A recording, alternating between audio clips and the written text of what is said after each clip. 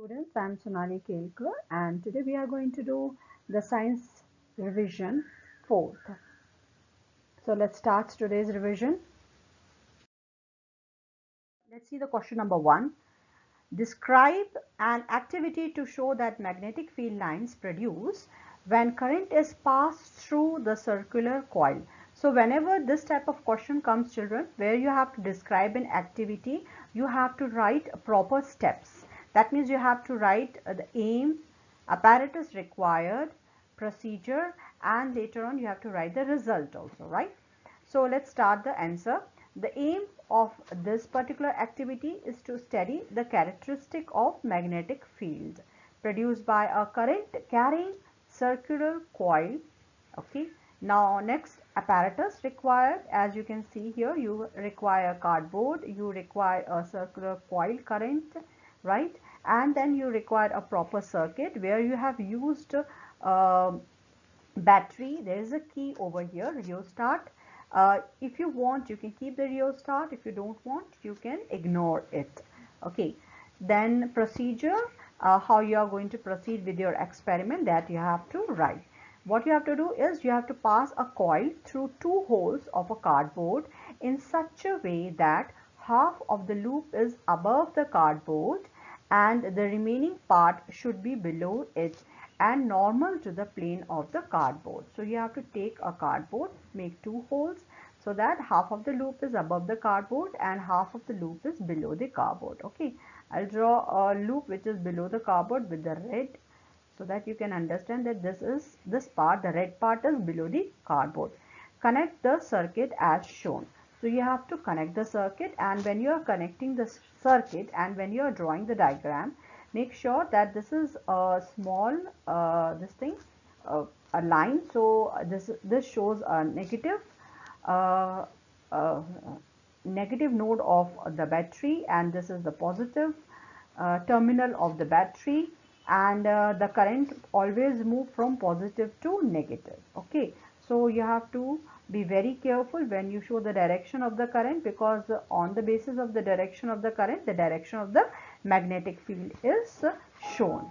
Okay, so as you can see the direction of the current, see the current is flowing in this manner. So what you can do is you can take a small part of the wire over here, right? I'll make it like this, small part of the wire over here, which shows that this particular part is almost straight.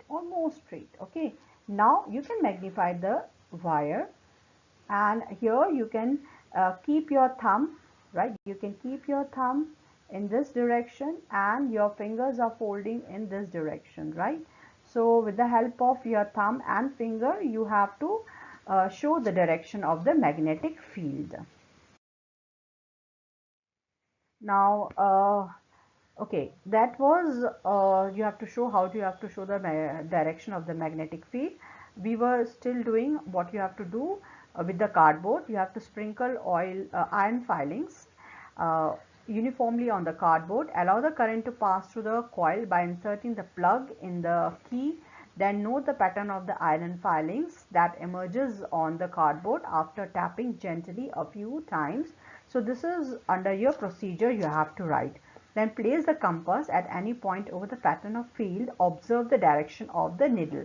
So this is observation 1 and observation 2 that we have to make with the compass and the direction of the needle, uh, uh, and how it is, which direction the needle is showing. Okay, then observation, yes, you have seen that iron filings are arranged in a form of a concentric circle. This is what you have observed after passing the current through the coil. Then concentric circles become larger and larger as we move away from the wire, right? As you move away from the wire, because the magnetic effect is getting decreasing and decreasing. That is why the distance between the concentric circle is getting larger and larger. At the center of the loop, lines are almost straight and perpendicular to the plane of the loop. At the center of the loop, the lines are straight. Then what is the conclusion? The concentric circles at every point of the current carrying a circular loop represent the magnetic field around it. Magnetic field lines closest to the axis of the loop is straight and is perpendicular to the plane of the coil. Then field lines keep on diverging as we move away from the center of the loop. So this is the conclusion that you have to write after you finish your activity. Okay, direction, as I have already told you, the direction of the magnetic field will be decided by using the right hand thumb rule. Question, children. Here, with the help of a diagram of experimental setup, describe an activity. Here also you have to describe an activity, so you have to write your answer with aim, procedure, observation and conclusion. Describe an activity to show that the force acting on a current carrying conductor placed in magnetic field increases with increase in the field strength. How can I increase the field strength? I can take a more powerful magnet. Okay, if I take a more powerful magnet, then definitely the field strength will increase, and you have to show, you have to observe that how the increased magnetic field is affecting the current carrying conductor. Okay, now the aim, to show the force acting on a current carrying conductor placed in the magnetic field increase with the field strength. If I increase the strength of the magnet, if I take a magnet which is more powerful than the given magnet, then what will happen to the current carrying conductor? Apparatus, aluminium rod, then there is a stand, horseshoe magnet of different intensity. We have to take horseshoe magnet 1, horseshoe magnet 2, okay, or horseshoe magnet A or horseshoe magnet B. B has more intensity, and there is a cell, key, connecting wires. As you can see, there is a key over here, there is a cell, and the connecting wire is here, right? So procedure, what we have to do, first we have to arrange the whole setup according to the figure given over here. Clear? Then you have to plug the key, the current, as soon as you plug the key, the current will start flowing through the wire, right? And it start flow, it will, the current flow from Q to from Q to P, right? Now unplug the key and remove the horseshoe magnet and place the second horseshoe magnet of higher magnetic field strength in a similar manner to that of the first. Okay, then plug the key, the current again flow through the rod from Q to P. Again observe the deflection of the rod. The rod, definitely rod will get deflect, it will move from its position, and you have to see how much is the deflection in the case 1 and how much is the deflection in the case B. Okay, now bring both the magnet closer to ensure greater magnetic field than that of the previous case. Again observe the motion of the rod. Then again you get both the magnets together, bring both the magnets together. I'll take the magnets together, and now the strength of the magnet B and the strength of the magnet A together doing what with the current carrying conductor. That also you have to find out. The conclusion over here is the force acting on a current carrying conductor placed in the magnetic field increases with the increase in field strength. This is what is the conclusion. Okay, we have observed that the conductor move faster than that of the previous one. Okay, when I used the first magnet A, which has less strength as compared to B. Okay, let's make it a big B, and when I'm taking A and B, A plus B together, I can see the deflection is highest in the third case, lowest in the first case, right? Question number 3, explain the following chemical properties of the acids with the help of the balanced chemical equations only. So here you should know how to write the equation and what is the chemical used over here. Even an acid, when an acid reacts with a metal carbonate, acid reacts with metal carbonate. Metal carbonate is always right. You can use the calcium carbonate also, you can use sodium carbonate also, right? So here we have taken sodium carbonate, and when acid, let's take HCl, react with sodium carbonate, what will happen? NaCl, the salt will form, water will form, and carbon dioxide will also form. We know that general equation of metals when react with acid, or metal carbonate when react with acid, there is a general equation where the carbon dioxide gas will release with effervescence, water is formed and salt is also formed. Okay, so if you know the general reaction, a general equation or general reaction, you can attempt these questions very easily. When an acid reacts with metal bicarbonate. So here we have taken metal bicarbonate is sodium bicarbonate, acid HCl. When react, we are getting NaCl, H2 and carbon dioxide. Okay. Now the third one, when the acids react with the metal oxide. So metal oxide, here we have taken CuO, copper oxide. When react with HCl, gives you CuCl2 and water. So you can balance the equation and you can write down the observation. When an acid reacts with metal oxide, the corresponding salt is formed. As you can see, CuCl2, okay, metal with the metal with the, you can say, ion, gives you salt. Okay, either it can be cation or anion, or you can say metal with the gives salt. Okay, now when an acid reacts with metal oxide, the corresponding salt is formed along with the formation of water. This is the observation that you have to write. This reaction would be seen as similar to the reaction between the acid and base.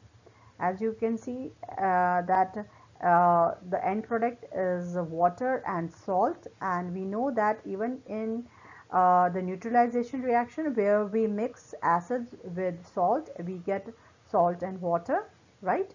So acid with bases, sorry, we get salt and water as an end product.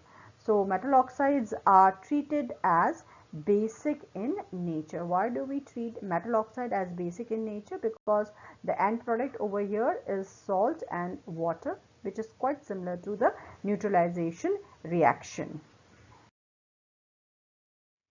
Next question, metal compound X react with the dilute H2SO4 to produce effervescence. See, when the effervescence sound comes when there is a release of a gas. Now we have to see which gas is released. The gas evolved extinguish a burning candle. So definitely the gas is carbon dioxide, is a gas which can extinguish, which can blow off the burning candle.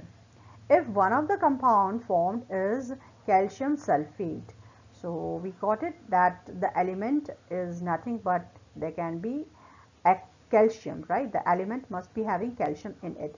So because sulfate is already present in H2SO4, okay, sulfuric acid always have a sulfate. So the sulfate we got from the radical we got from H2SO4, and the element is calcium as mentioned in this compound, calcium sulfate. Then what is X and the gas evolved? So very obvious, the gas evolved is carbon dioxide, right? And the compound X will be calcium carbonate, right? Because we got that calcium is a element and gas evolved as carbon dioxide, so definitely the X will be calcium carbonate. Also write the balanced chemical equation for the reaction which occurred. So we can write the balanced chemical reaction over here. Calcium carbonate plus H2SO4 gives you CaSO4, H2 and carbon dioxide, CO2. Okay, everything is balanced in this equation. You don't have to balance anything over here, right? The next question, next part of the same question, name one antacid. How does it help to relieve indigestion in stomach? So one antacid, a milk of magnesia, right? It is basic in nature. So when in the stomach acid is produced, and If we consume milk of magnesia, which is basic in nature, it will neutralize that acid and the problem of acidity can be relieved. Okay. Next, a farmer treats the soil with quicklime or calcium carbonate. What is the nature of the soil? Because we know that quicklime and calcium carbonate is basic in nature, and the soil must be acidic in nature. To neutralize the acidic nature of the soil, the farmer is treating the soil with quicklime. We can read the answer over here. Soil is acidic. Farmer wants to neutralize some acid and hence adds basic substance like quicklime, calcium oxide, and or he can use calcium carbonate to neutralize the soil. Next question, what is chlor-alkali process? Write a balanced chemical equation of the reaction involved in this process to justify your answer. Chlor-alkali process, if you remember, it is a process where we pass electricity in a brine solution. What is brine solution? Brine solution is nothing but it is a salt solution. Okay, sodium chloride solution or salt solution. It get decomposed when we pass electricity to it. So it is a decomposition reaction taking place. There is a decomposition reaction taking place in that apparatus which is filled with brine solution, right? And what is happening over here? After decomposition, we are getting sodium hydroxide, NaOH. We get sodium hydroxide, the chlorine gas is released, even the hydrogen gas is released, and we can make use of the sodium hydroxide, chlorine gas, and hydrogen gas. Now, following is a chemical equation. So, sodium chloride plus H2O, and when electricity is passed, please put an arrow sign over here. We are getting the product, that is sodium hydroxide, chlorine gas, and hydrogen gas. Here, chlorine gas is liberated at the anode, while hydrogen gas is liberated at the cathode. Because chlorine is, or we can say the chloride is negative charge, so that will be collected at anode, which is a positive terminal, and cathode is a negative terminal, and we know that hydrogen is positive. So definitely the hydrogen gas will be collected at the cathode, and chloride is negative, so it will be collected at anode. The question, next question. Here, identify the compound of calcium which is yellowish white powder and is used for disinfecting drinking water. Powder, because it is given powder, and for disinfecting drinking water, we can guess that it will be a bleaching powder. Write its chemical name and formula, how it is manufactured. Write the chemical equation for the reaction involved. Also list 2 other uses of the compound. So let's solve the question step by step. First of all, we have to identify the compound. So a calcium compound which is yellowish white powder is nothing but calcium oxychloride. Okay, calcium oxychloride, and the common name is bleaching powder. And what is the formula? CaOCl2. Calcium oxy and chloride is Cl2. Okay. Then the formation of bleaching powder, when chlorine gas is allowed to pass through the slaked lime. What is slaked lime? Calcium hydroxide, CaOH whole twice is a slaked lime. Okay, so when we pass chlorine gas through slaked lime solution, lead to the formation of bleaching powder. The chemical equation of the reaction is CaOH whole twice Cl2, and CaOCl2 is calcium oxychloride formed, and water is also formed. Later on we can balance the equation. The equation is already balanced here. What are the other 2 uses of the bleaching powder? It is used as an oxidizing agent in many chemical industry, and it is used for bleaching cotton and linen in textile industry, and wood pulp bleaching, and for bleaching washed clothes in the industry. So we can use it as a bleaching liquid or bleaching powder. Let's see the next question. What are sexually transmitted diseases? List 2 examples of such diseases caused due to bacterial infection. Now, what are sexually transmitted diseases? Here you have to write the definition. These are the diseases caused due to the sexual contact with a person who is already suffering with some or other kind of disease, right? So list 2 example of such diseases. We can write syphilis and gonorrhea, and AIDS is also a disease caused by the unsafe sex.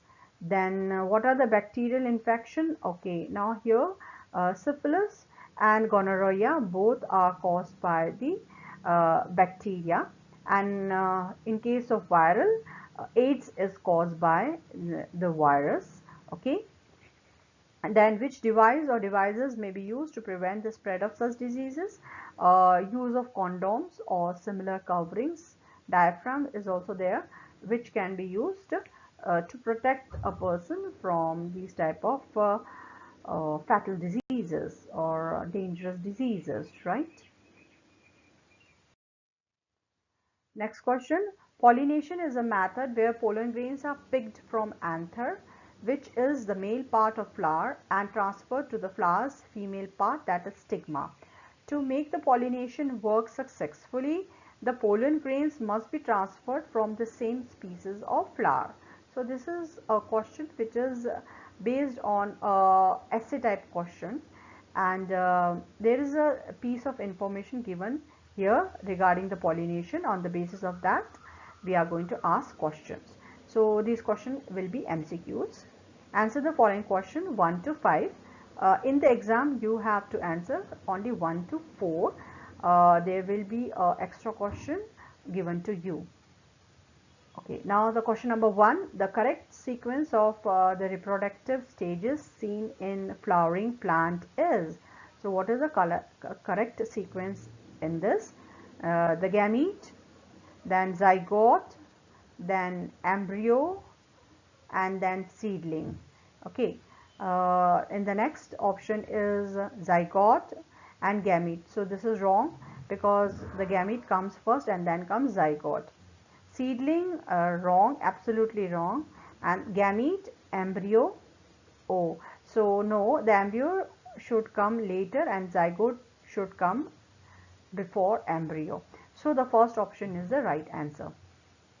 Next, the number of chromosomes present in the parents and offspring of a particular species remain constant due to, okay, why the number of chromosomes and the offspring are constant, right? We know that in the fusion there is a male gamete and the female gamete, right? Male and a female gamete, they carries half the number of chromosomes for 23 and 23, right? Male gamete and the female gamete. Fine, if this is a male gamete and this is the female gamete, then they will carry half the number of chromosomes. When they fuses together, we get back to the normal number of chromosomes, right? So this is constant due to the doubling of chromosome during zygote formation. No. The halving of chromosome during gamete formation. Yes, this is the right answer. Coming to the next, the anther contains sepals. Wrong. Ovules. No. Carpel. No. Pollen. Yes. Syngamy. Syngamy is the fusion of male gamete and the female gamete in human. No syngamy we have done in plants. Fusion of male gamete and female gamete in non-flowering plant. No. Fusion of egg cell and male gamete in a non-flowering plant. No. Because the egg cell and the male gamete, they are present in the flowering plant. The fusion of egg cell and male gamete in flowering plant, this is the right answer, right? So all other are wrong. Which among the following states are false for sexual reproduction in flowering plant? So you have to find out the false statement. It requires two types of gametes. Fertilization is compulsory. Two type of gamete, yes. Fertilization compulsory, yes. It always results in the formation of zygote, yes. Offsprings are clones, no.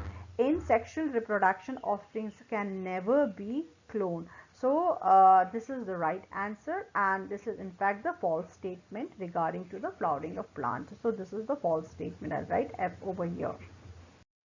Now coming to the next question and the last one, an element X belongs to the third period of group 17 of the periodic table. States its electronic configuration, right?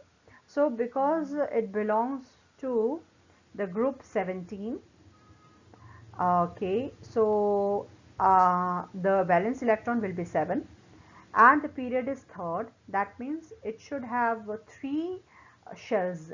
Okay, the element X, it must have three shells. Fine. So let's find out how it happens. And the last electron must be, the valence electron must be 17, right? So we know that how to find out the valency. It is 10, 17 minus 10. So we can find out the valence electron are 7 and the shells are 3. So because the inner shells are always filled, so you can write the first shell, that is 2, completely filled. Second shell completely filled with 8 electrons, and the last shell is having 7 electrons in it. So altogether the total number of electrons are coming 17 electrons. So this will be there will be 17 protons also, so atomic number will be 17, and we know that chlorine is a element which has atomic number 17. Okay, is it metal or non-metal? Chlorine is non-metal because it is in the 17th group, which is on the right hand side of the periodic table.